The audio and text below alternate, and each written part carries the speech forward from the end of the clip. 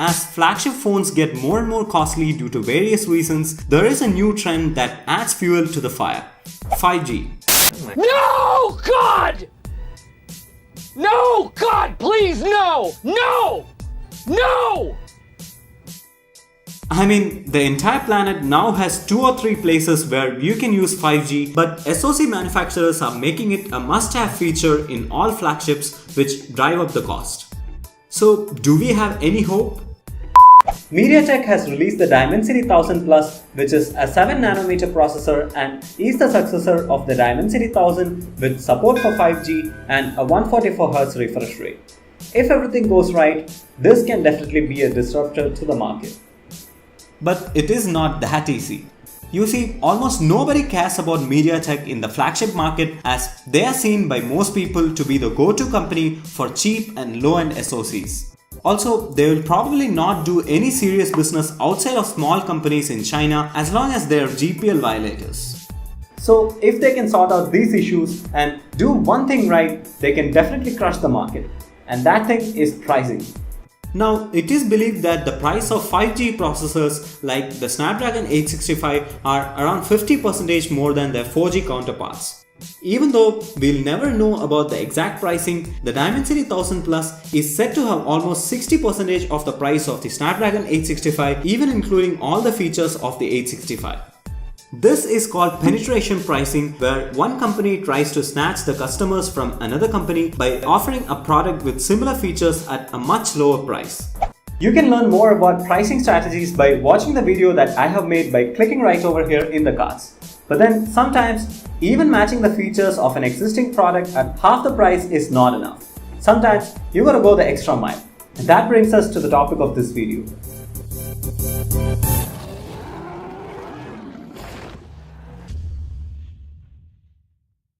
Before jumping into what extra feature that Mediatek has added over the existing features of the Snapdragon 865, we gotta understand a few terms like video compression, codecs, video formats, and containers. Videos are created by a sequence of images using an effect called beta movement.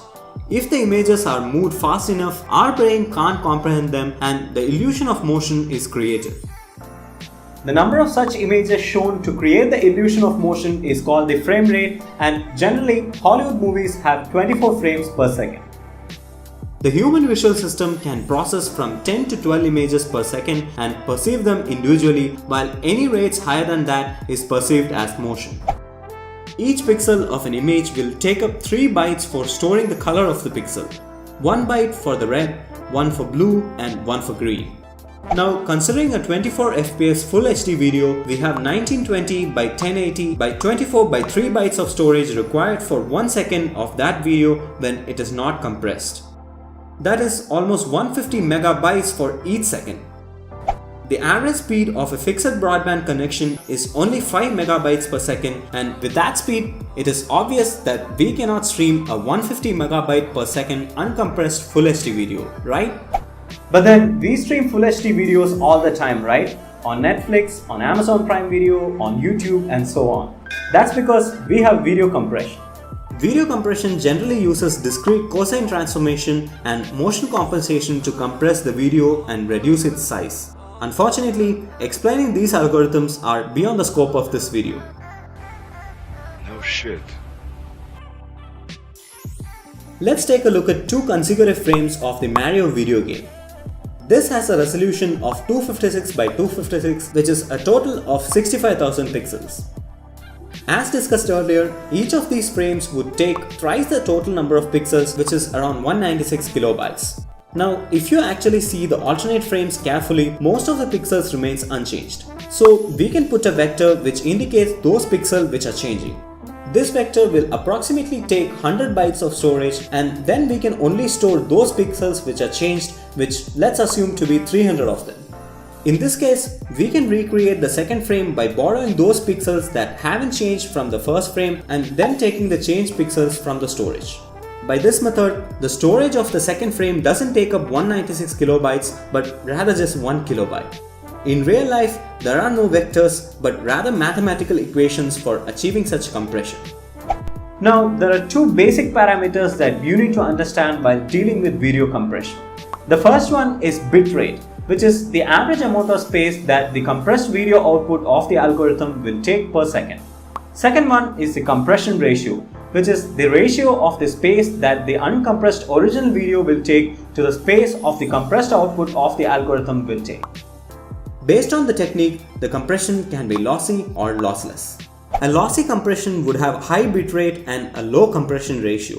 As the bitrate gets lower and the compression ratio goes higher, the video suffers more loss in quality, but the storage required is very less.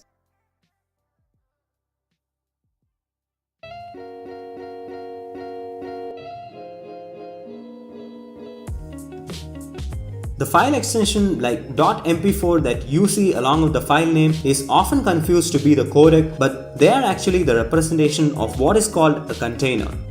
A container is a part that contains all the other parts that are needed to play back the video, like the video stream, the audio stream, and the metadata. The word codec is created by the combination of the words coder and decoder. As the name suggests, they create an encoded video or audio stream. While playing back, the player then decodes the encoded system using rules set by the codec. As more and more people stream videos online, there is an ever-increasing requirement for a video compression format, or as it is generally called, video codec, that has a lower bitrate and file size but has high quality. Well, because of this, there are tons of codecs being used, but let's take a look at a few of them which are the most popular ones. First and most popular codec in use is the H.264. This format has a high compression ratio and is widely supported. Its successor, the H.265, has a far lesser bitrate and higher compression ratio while preserving almost the same quality. But the problem is, H.265 is too expensive to license and takes triple the resources to encode. In fact, the licensing of the H.265 itself is a mess, and due to that, it's not widely supported. By the way, you can learn about all these by going to the links that I've given down below in the description. There is another competitor for the H.264 called the VP9 that is developed by Google and is open source. VP9 has a bitrate that is comparable to H.265 but requires tons of resources to be encoded. Due to this, VP9 has more or less lost the battle with H.265. The successor to VP9 is called AV1 and is close to 20% more efficient compared to H.265. Since AV1 is open source and directly supported by the tech giants and most of the chip makers, it will most likely become the de facto standard of the web in the coming years. Alright, once again, too much science has been discussed, but why did we talk about all these? Because the Dimensity 1000 Plus is the first ever processor to have native support for AV1 video codec, while all the other processors support the previous generation H.265. This is important because, as we discussed earlier, the world is getting more and more content hungry and efficient data usage is more important now than ever before. As of now, there is only one manufacturer that has announced a phone with this processor, and that is IQOO, a sub-brand of Vivo. If Mediatek is able to sell this processor outside China, then maybe they can change the market. By the way, the more competition to Qualcomm and Apple in the SoC market, the better it is to avoid the duopoly. And seriously, I hope Mediatek will behave as good guys and will release the source code.